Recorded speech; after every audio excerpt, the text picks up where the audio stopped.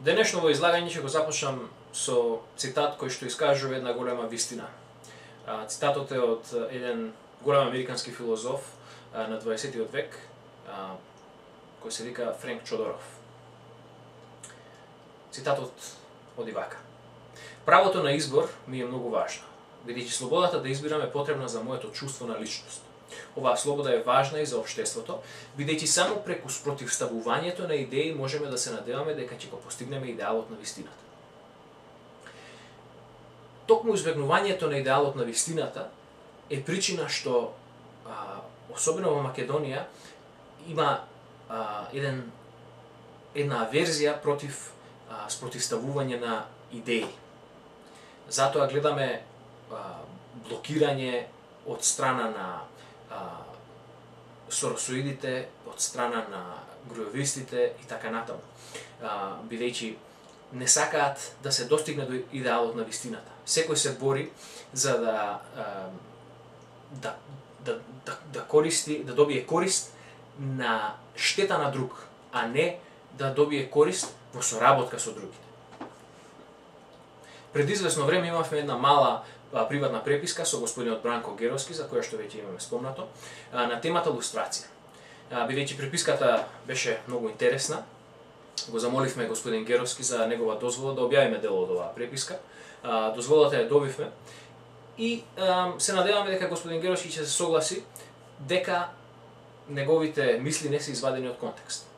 Цел на ова наше користење на делот од преписката е единствено да разјасниме на господин Геровски, но и на македонската јавност, каде се нашите недоразбирања во однос на темата лустрација, што ние го сметаме за најважниот процес од самото самостојување на Република Македонија. На нашата понуда, господин Геровски да го објави текстот лустрацијски предлог до Собрание на Република Македонија, го добивме следниот зачудувачки одговор. Цитат: Господине Петровски, мислам дека вашите ставови за законско решение на лустрацијата се апсолутно ирелевантни во контекст на вашите пресуди за тоа кој се е кодуш во Македонија. Каква смисла би имало да се расправа на темата лустрација кога вие веќе сте пресудили дека Милчин Џуниор и многу други се кодуши? Имено тоа го видов во повеќе ваши коментари на Facebook, од кои се сеќавам на оној кај Миленко на пример. Завршен цитат. Прво, што се однесува до носење на неосновани пресуди, ќе го потсетиме господин Геровски и македонската јавност дека во 2010 година токму тој донесе пресуда против МВР дека Министерството монтирало снимки во кои неговиот тогашен шеф Велија Рамковски зборуваше за неговото неколкукратно противзаконско работење. Озгора, откако излезе дека снимките биле автентични и неизменети, господин Геровски не се произнесе со извинување за забуната која ја створи. Второ, како единственото семејство на политички азиланти од Република Македонија, токму поради работењето на службата за државна безбедност во 90-те години на минатиот век, нашите ставови се и тоа како релевантни во однос на темата лустрација. Имено, ние сме можеби најголемиот авторитет на оваа тема за Република Македонија.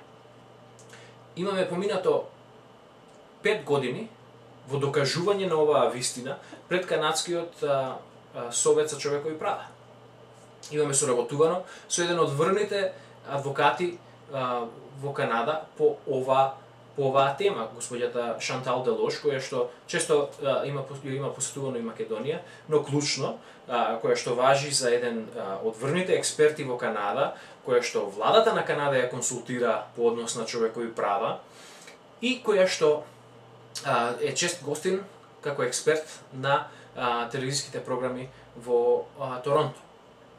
Значи, сме соработувале со голем авторитет на прашањето на човекови права и од тоа сме добиле познавање во однос на оваа тема.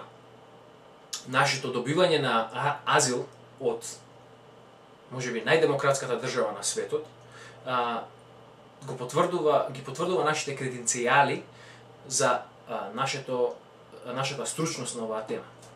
Значи, доколку Геровски има трошка почит кон западните демократии, тогаш не маргинализирал на овој начин. Трето, Доколку господин Геровски го има прочитано текстот кој што му беше испратен, илустрацијски предлог до Собрание на Република Македонија, ќе забележите дека зборот кодош воопшто не е спомнат. Напротив, ние не се залагаме за линч, тоест квази илустрација на кодоши, туку се залагаме за изведување на подгазувачите на Уставот на Република Македонија пред лицето на правдата и на македонскиот правен систем. Ние можеби наивно мислевме дека тука барем принципиелно нашите залагања и оние на господин Геровски се совпаѓаат. Ние, како Комитетот за демократизација на Република Македонија,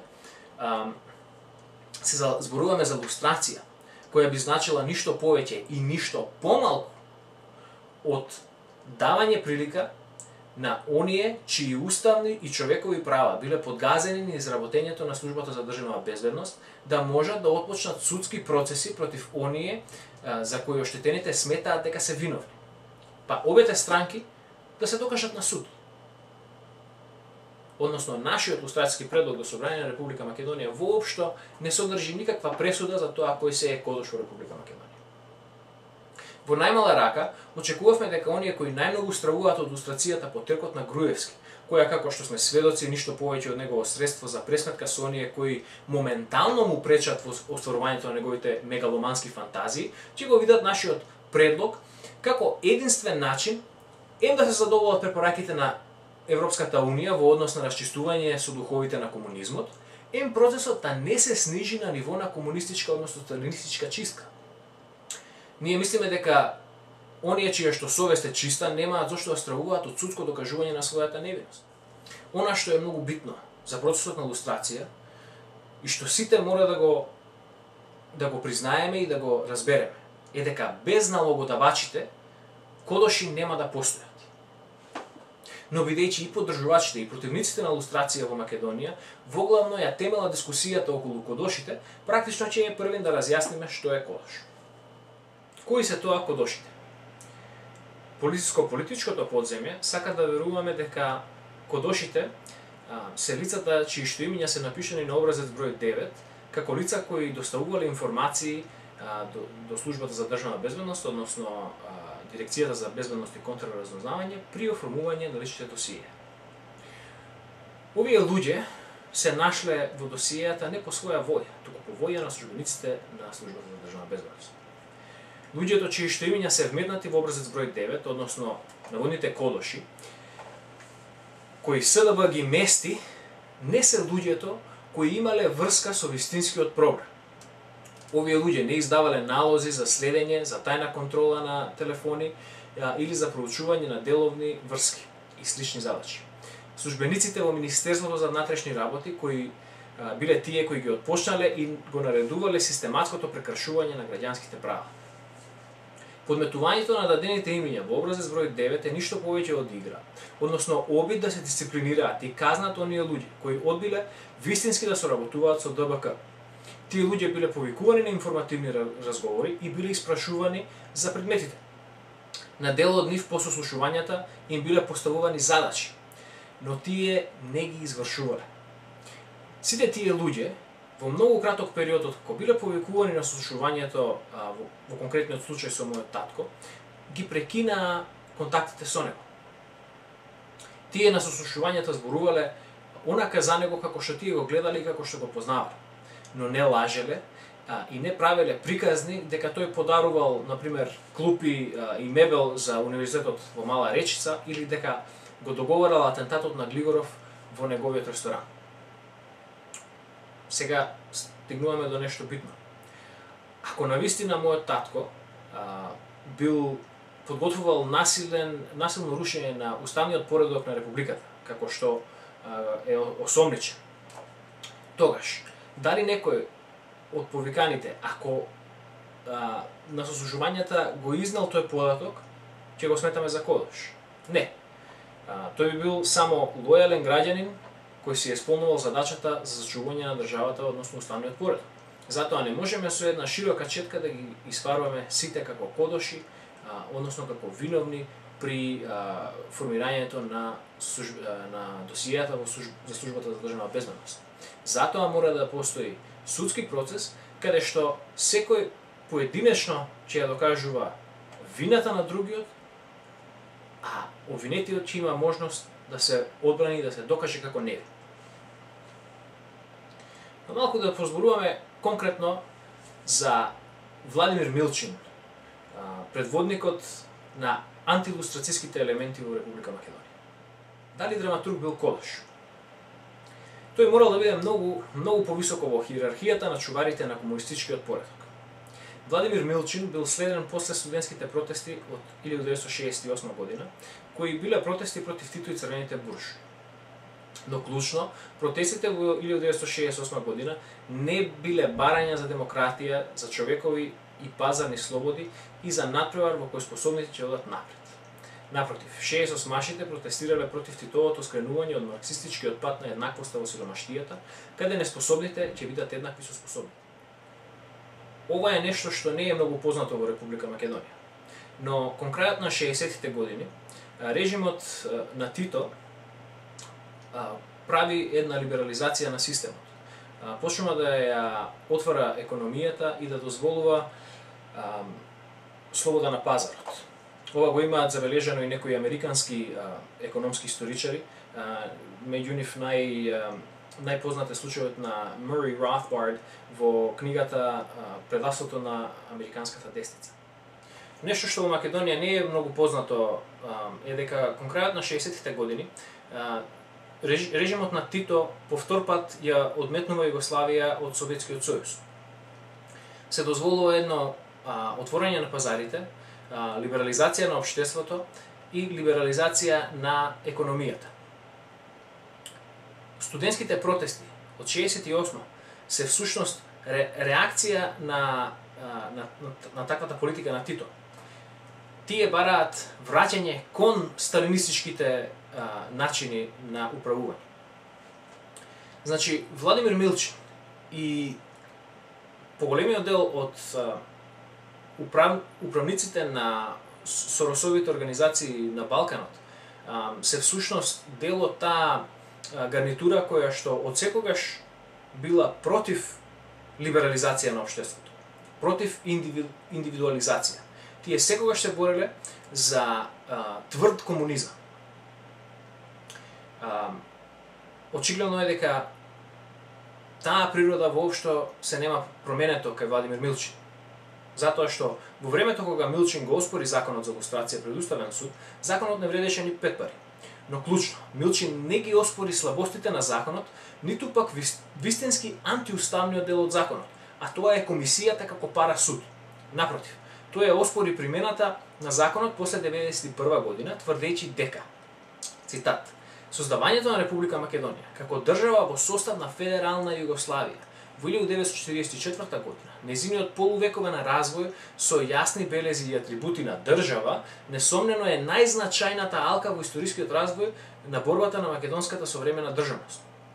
Според тоа, органите на државна безбедност и нивните соработници информатори работеле во согласност с наведените прописи како и налозите и потребите на владите, што впрочем е ситуација и сега. Значи, за Милчин формирањето на држава е многу побитно од правата и слободите на луѓето кои што ќе живеат во таа држава. Понатаму, нема ништо спорно доколку органите и нивните соработници работеле во согласност на сите прописи, бидејќи според Уставот на Република Македонија, секој закон мора да биде и секој пропис мора да биде во согласност со Уставот на Републиката.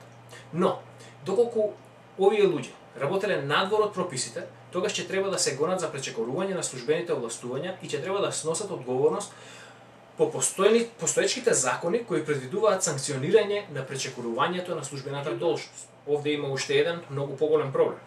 Во 90-тите години на минатиот век, кога биле отворени, односно водени околу 4000 досиеа, зборуваме за носење на прописи и уредби на владите на Република Македонија кои се косат со Уставот на Република Македонија. Тука зборуваме конкретно за правилата на работа на Службата за државна безбедност, подоцна Дирекција за безбедност и контраразузнавање. Овие уредби и прописи биле за потреба на владите, точно како што вели Милчин, но клучно биле за потребите на владите, а не за потребите на граѓаните. Значи, зборуваме за злоупотреба на институции на државата за зачувување на власт на една партија или на една идеологија. Конечно. Господин Милчин го прескокнува и делот од член 7 на резолуција 1096 на Советот на Европа, која се однесува на злоделата на комунистичките режими, каде што се вели: дотолку повеќе, доколку лицето ги прекршувало човековите права, неговиот приговор дека само извршувал наредби не ја исклучува ниту противправноста, ниту неговата индивидуална вина. Владе Милчин себе си се представува како либерал, но тој е чист колективист. Ние не го сметаме за кодош, туку за еден од идеолошките предводници на прогонот, спроведен од страна на службите за државна безбедност во време на 90-тите години на минатиот век. Тој како член на председателството на СДСМ во овој период не можел, а да не биде дел од одлуката, да се фрли во заборав што туку прогласениот уриет и изгласаниот устав. Но не е наше да го осудиме Владе Милчин вака наслепо. Исто како што и господин Геровски не може да го прогласи Милчин за невин без да се спроведе една темелна истрага во работењето на извршните власти на Република Македонија, бидејќи имаме 4000 досиеја кои се чист доказ дека систематски се работело на прекршување на уставните и човековите права во Македонија. А сето тоа Милчин и тие околу него сакаат да го занемариме и комплетно да го игнорираме. Да зборуваме малку и за соработникот Милчин. Како што веќе имаме пишувано многу пати, доколку треба кривично да се гонат цивилни лица, односно лица кои што не биле припадници на МВР, во врска со антиуставното работење на службата за државна безбедност, тоа се оние луѓе кои што ги нарекуваме соработници.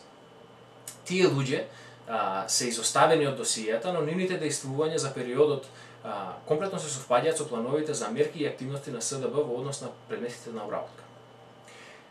Еден таков човек, за кој што ние веќе имаме пишувано, е кумановчанецот Предраг Димковски, носител на оперативна обработка Римљанин, во Куманово инаку познат како Пепи Дебел. Тој му беше верна сенка на мојот татко Јордан во годините кога му е водено досието, но никаде не се споменува како испрашува. Службена белешка, евиденциски број 363 од 19 април 1995 година, информира дека СДБ обавила разговор чија цел била добивање на сознание за активноста на ОО Римљанин.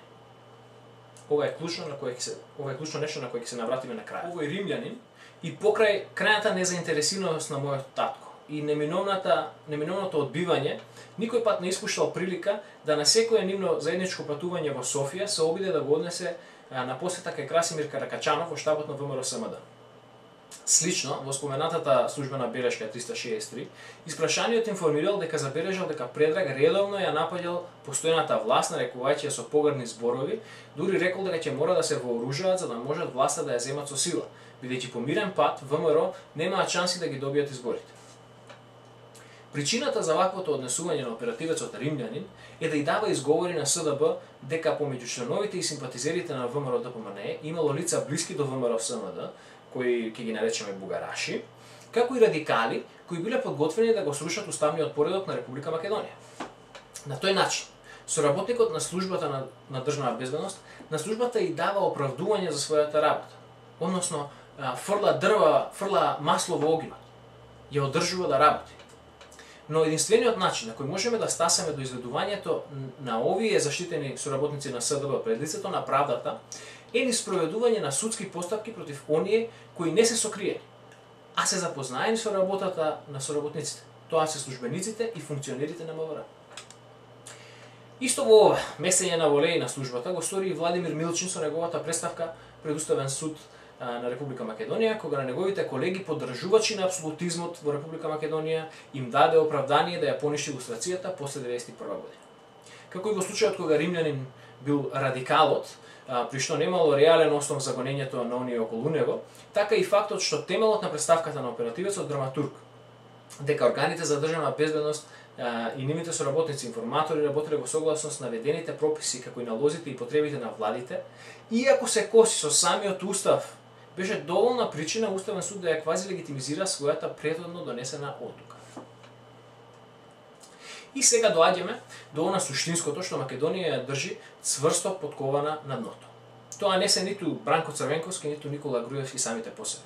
Напротив, Клучен проблем за интелектуалната стагнација на Македонија е фактот што пропагандистите на едноумието се представуваат како новинари и непартијски интелектуалци. Исто како што Милчин лажно се представува за либерал, така и Геровски и останатите новинари и интелектуалци се промовираат како бескомпромисни борци за демократија и за македонското интегрирање во ЕУ и НАТО. Но на дело, критериумите за демократија на западниот свет, како и клучните постулати на слободното општество, правото на лична слобода и лична собственост на секој поединец, де факто не ги признаваат и не ги почитуваат. Конкретно, Геровски дозволува во весник на кој тој е заменик на главниот уредник, колумниста е човек за кого е докажано дека ги кршил човековите и уставните права и слободи. Станува збор за уште еден лажен либерал, Љубомир Данилов Фрчковски, по чија палка биле водени барем 2 досиеја, она на мојот татко Јордан и на господин Блажо Стојановски. Досиеја од политички и идеолошки причини, односно за потребите на тогашната влада на Република Македонија да се одржи на власт. Господинот Фрчковски е на слобода и не е осуден од суд за неговите кривични дела, не поради тоа што тој се докажал како невин, туку поради тоа што СДБ, јавното обвинителство и судството вешто го штитат и му даваат прилика тој да го одбегнува соочувањето со правдата, како и правилата на македонското општество, кои тој самиот како еден од авторите на Уставот на Република Македонија ги напишал. Сите ние имаме право на различни гледања на светот. Тоа ги вклучува и колективистите за лична потреба Милчин и Фрчковски. Не е проблем ниту тоа што Геровски има слична политичка идеологија со нив. Проблемот е што тие погрешно се представуваат како застапници на идеологијата на слобода, пазарно општество и еднаквост пред законите, кога тие всушност се застапници на идеологијата на насилен грабеж за потребите на владата, еднаквост на народот во сиромаштија и елитизам изразен преку привилегираност пред законите за едни, а подгазување за други. Проблемот е тоа што официјално се представува за опозиција и опозицијско новинарство во Македонија, се жали за апсолутизмот на Груевски, но има проблем само со Груевски, а не и со апсолутизмот воопшто. Напротив, токму Фрчковски, Исмаил и Милчин, кои Геровски ги зема во заштита, го одржаа апсолутизмот во живот и покрај официјалното напуштање на комунизмот. Сето нивно противење на лустрацијата како идеја, а особено на лустрација каква што Комитетот за демократизација предлага, е само нивни напор за продолжување на истиот тој тоталитаризам со единствена желба тие еден ден да се вратат на врвот на апсолутистичката пирамида и да расчистиме околу римљанин. Она што го издава римљанин за соработник на службата за државна безбедност е користењето на уникатната фраза добивање на сознание за активноста на ОО римљанин. Имено, доколку римљанин бил следен како предмет на обработка, жаргонот кој се користи во таа пригода е следниот. Разговорот имаше за цел добивање безбедносно интересни сознанија и податоци во врска со предметот.